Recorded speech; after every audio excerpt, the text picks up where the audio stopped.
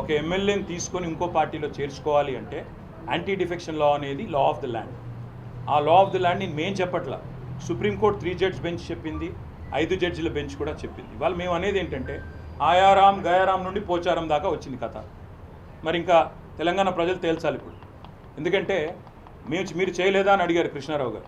నేనేం చెప్పాను ఆయనకి, విలీనానికి పార్టీ ఫిరాయింపుకి తేడా మనం తెలుసుకోవాలి. విలీనం అంటే 3/2 మంది కనుక ఒప్పుకుంటే అది విలీనం, అది చట్టబద్ధం, దానిలో ఎవరేం చేయలేరు. కానీ నేను అనేది ఏంటంటే ఇప్పుడు ఇక్కడ జరుగుతున్నది ఏంటి, 38 మంది ఎమ్మెల్యేలు 7 ఎమ్మెల్యేలు ఎవరి పార్టీకి వారు ఎప్పటికప్పుడు మారారు. అందులో ఒక ఆయన మా పార్టీ టికెట్ మీద ఎమ్మెల్యేగా గెలిచి ఇవాళ ఎంపీగా పోటీ చేశారు కాంగ్రెస్ టికెట్ నుంచి. కాబట్టి ఇంతకంటే ఓపెన్ అండ్ షట్ కేసు ఏమి ఉండదు.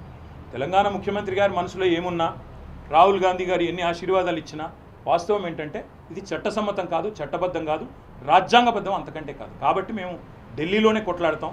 ఏ రాహుల్ గాంధీ గారు అయితే రాజ్యాంగాన్ని పట్టుకొని పోజులు కొడతారో ఆయనకు కూడా రాజ్యాంగం కాపీ పంపించి ఆయన కూడా చెప్తాం, చదువుకోండి బాబు అప్పుడప్పుడు.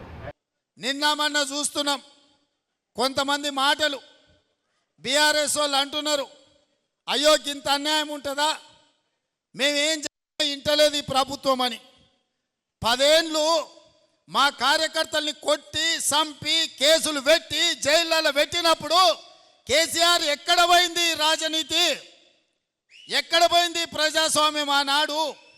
మేము నీలాక దొంగ దెబ్బ తీస్తలేం, నీలాక అక్రమ కేసులు పెడతలేం, బాజాబ్తా ప్రజల చేత ఎన్నికై ఇక్కడికి వచ్చినాం. 6 నెలలనే అంత అయిపోయినట్టు కేసీఆర్ ఏదేదో మాట్లాడుతుండు. ముందుంది ముసళ్ళ పండుగ అని చెప్పి నేను ఈ చెప్పదలుచుకున్నా.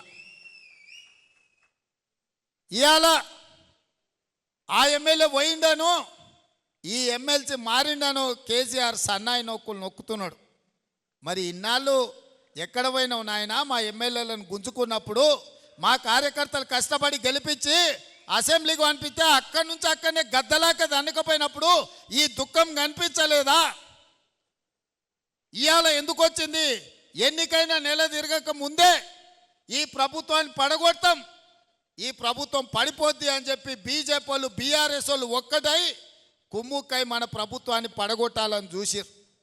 ఈ ప్రభుత్వం ఉండనే ఉండదు, 3 నెలలు కూడా ఉండనీయమని చెప్పి బీజేపీ వాళ్ళు బీఆర్ఎస్ వాళ్ళు మాట్లాడలేదా? ఇవాళ అక్కడి నుంచి ఈ భూమి మీద బీఆర్ఎస్ఏ ఉండదు, పాతాళానికి పోయిందనే పరిస్థితి వచ్చింది. కాంగ్రెస్ పార్టీ కార్యకర్తలతో పెట్టుకుంటే నీ పార్టీకి పుట్టగతులు ఉండవని నేను ఆయల్లో చెప్పిన. మా కార్యకర్తలు ఉసురు తలిగింది కేసీఆర్ నీకు, వాళ్ళ ఉసురు తలిగి దుమ్ము కొట్టుకపోతావు, నీకు ఇంకా రాజకీయంగా మనుగడ లేదు.